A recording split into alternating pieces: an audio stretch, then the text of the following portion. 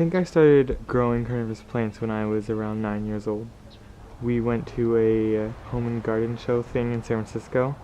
We were walking around in one of the yards. They had this box, and in it was these big, huge, giant, weird-looking, like, red, bulbous things coming out of these tendrils. And so we asked them where they got them, and they said that they rented them from a store in Sebastopol. We drove up there, and then I bought my first plant, and I still have it.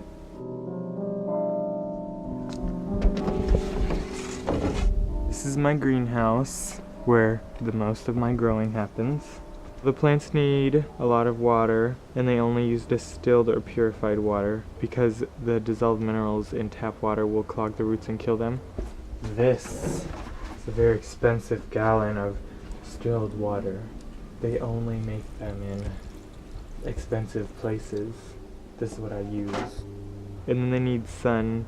Usually I come out every day and I look at them and just decide if they need water or anything, and if they need to have anything dead cut off. It's dead. And they catch their own bugs and everything, because a lot of people are like, do you have to feed them? And I don't have to feed them. They don't really need to get something every day. They can go on a fairly large bug every other week or something. The first stop in our long journey into carnivorous plants is the Nepenthes truncata. It's a pitcher plant, and it's one of the larger ones.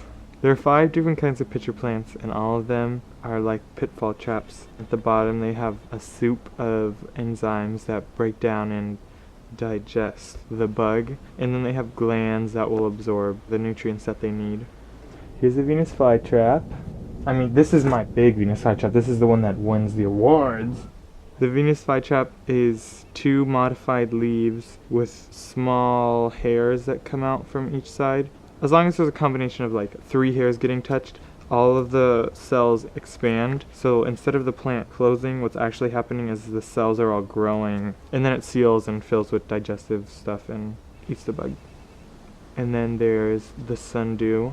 These are all sundew.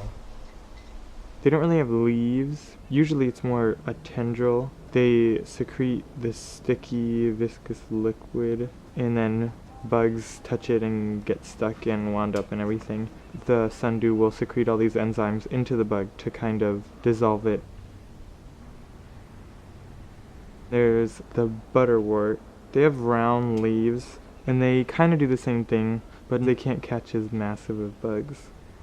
There's bladderworts. If this is the bladder, they have these little hairs that come out over here, and so when a bug touches them, they open up really fast like a vacuum and suck up the bug, and then dissolve the bug and eat it.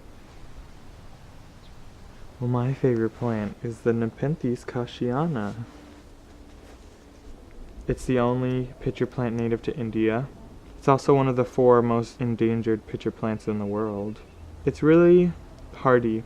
Like most of the other plants, if they get too close to freezing, they'll get damaged or they will straight up die or something.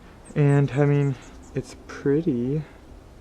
I don't know, it's not really the flashiest species, but I just really like it.